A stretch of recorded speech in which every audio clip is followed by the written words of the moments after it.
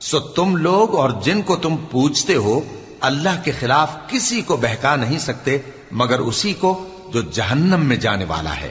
اور فرشتے کہتے ہیں کہ ہم میں سے ہر ایک کا ایک مقام مقرر ہے، اور ہم صف باندھے رہتے ہیں اور ہم تسبیح کرتے رہتے ہیں۔ اور یہ لوگ کہا کرتے تھے کہ اگر ہمارے پاس اگلوں کی کوئی نصیحت کی کتاب ہوتی تو ہم اللہ کے چنے ہوئے بندے ہوتے، پھر اس سے کفر کرتے رہے، سو ان قریب ان کو اس کا نتیجہ معلوم ہو جائے گا۔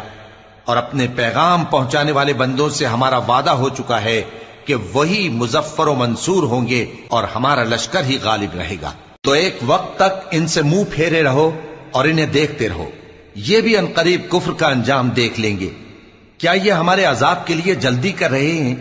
مگر جب وہ ان کے آنگن میں آ اترے گا تو جن کو ڈر سنایا گیا تھا ان کے لیے برا دن ہوگا، اور ایک وقت تک ان سے منہ پھیرے رہو۔